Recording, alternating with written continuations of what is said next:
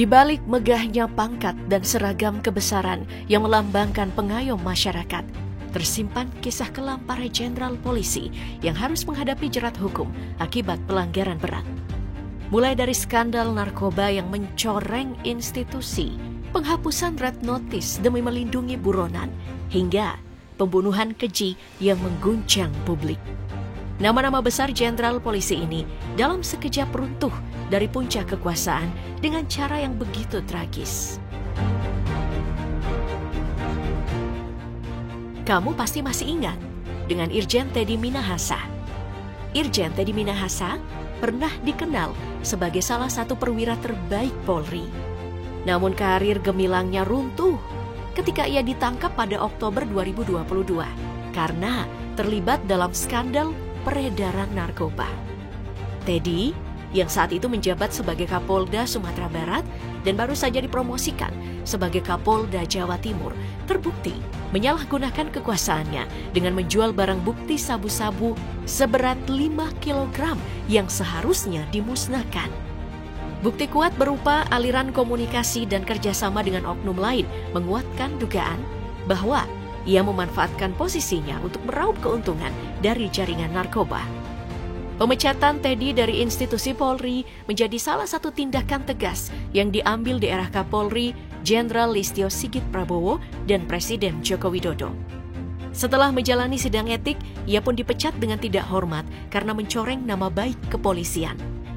Selain sanksi pemecatan, Teddy juga dijatuhi hukuman penjara seumur hidup oleh pengadilan, sekaligus menjadi penanda sebagai salah satu hukuman terberat dalam sejarah Polri. Langkah ini menunjukkan bahwa institusi Polri berupaya keras untuk menegakkan disiplin, meski harus mencopot salah satu perwira tertingginya. Kini, Teddy menjalani hidupnya di balik jeruji besi. Dari seorang jenderal dengan karir cemerlang, ia berubah menjadi narapidana yang terasingkan dari kehidupan normal. Kejatuhan dramatis ini menjadi pelajaran keras bagi siapapun yang menyalahgunakan kekuasaan, bahwa karma atas perbuatan buruk tidak dapat dihindari, seberapa tinggi pun posisi seseorang. Sebelum kasus Irjen Teddy Minahasa di tahun yang sama, salah satu jenderal kepolisian juga mengalami kejatuhan yang serupa.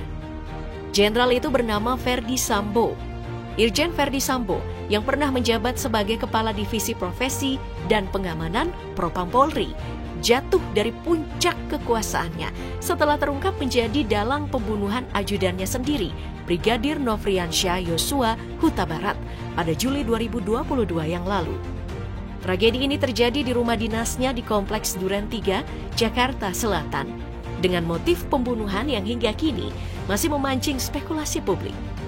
Ferdy awalnya mengarang skenario tembak-menembak antara Brigadir Yosua dan ajudan lain Richard Eliezer untuk menutupi aksinya. Akan tetapi, bukti-bukti seperti rekaman CCTV yang dihapus, hasil otopsi ulang, serta keterangan saksi akhirnya membongkar kebohongan tersebut. Pemecatan Ferdy Sambo terjadi pada era kepemimpinan Kapolri Jenderal Listio Sigit Prabowo dan Presiden Joko Widodo yang saat itu tengah berupaya mengembalikan kepercayaan masyarakat terhadap Polri. Dalam sidang etik yang ada, Sambo dipecat dengan tidak hormat, serta menjadi tamparan keras bagi institusi yang seharusnya menjaga integritas dan keadilan.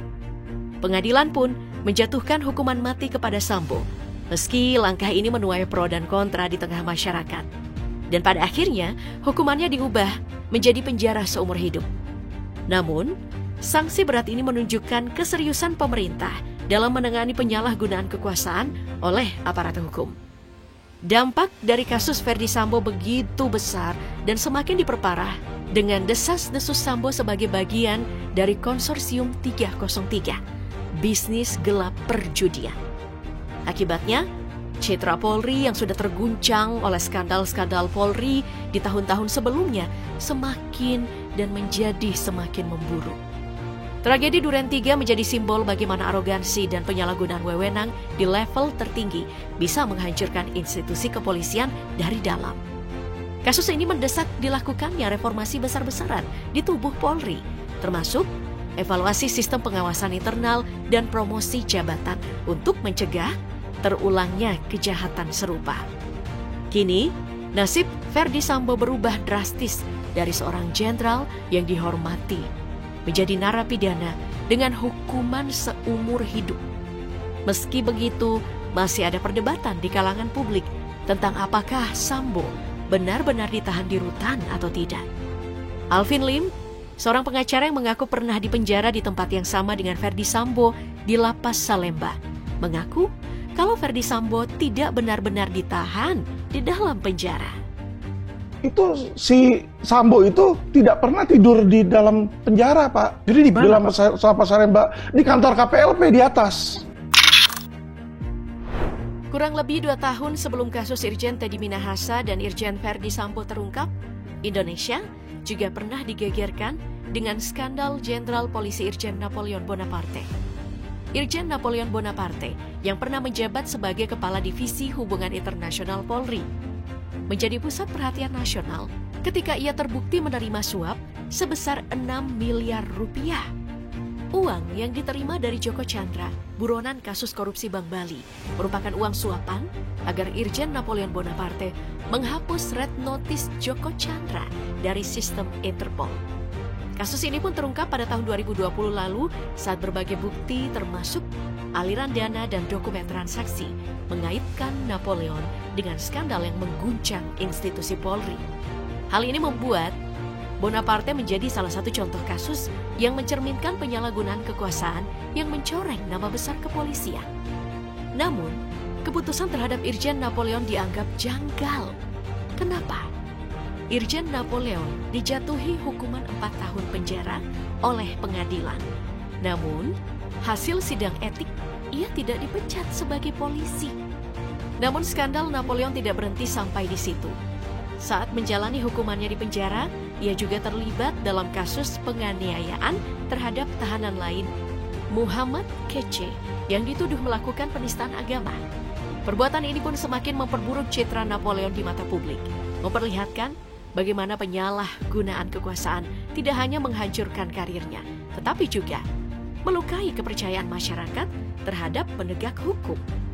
Dalam kasus Joko Chandra, selain Irjen Napoleon Bonaparte, Brigjen Prasetyo Utomo juga ikut terseret dalam kasus ini. Brigjen Prasetyo Utomo menjadi sorotan publik pada tahun 2020 setelah terlibat dalam skandal besar yang mengguncang institusi Polri. Ia terbukti menyalahgunakan wewenangnya dengan menerbitkan surat jalan ilegal untuk Joko Chandra, buronan kasus korupsi Bank Bali yang telah menjadi incaran selama bertahun-tahun. Bukti berupa dokumen resmi palsu yang memfasilitasi pelarian Joko Chandra ke luar negeri memperlihatkan bagaimana Prasetyo memanfaatkan kekuasaannya untuk keuntungan pribadi. Kasus ini pun terungkap setelah penyelidikan mendalam yang membuka praktik korupsi dan kolusi di level tinggi Polri. Akibatnya, dalam sidang etik, ia dipecat dengan tidak hormat dan mengakhiri karir panjangnya di kepolisian. Selain itu, pengadilan juga menjatuhkan hukuman penjara selama 2 tahun 5 bulan kepada Prasetyo atas perbuatannya. Seolah tak ada habisnya, jenderal pecatan yang akan kita bahas selanjutnya adalah Susno Duaji. Susno Duaji, mantan Kabareskrim Polri yang sempat menjadi pusat perhatian publik karena keberaniannya dalam membongkar kasus besar seperti skandal Gayus Tambunan dan mafia pajak. Namun, nama Susno Duaji yang dulu dielu-elukan sebagai simbol keberanian itu justru berakhir dengan kontroversi. Pada Maret 2011, ia terbukti bersalah karena menerima uang sogokan sebesar 500 juta rupiah untuk mempercepat penyidikan kasus yang menyangkut PT Salmah Arowana.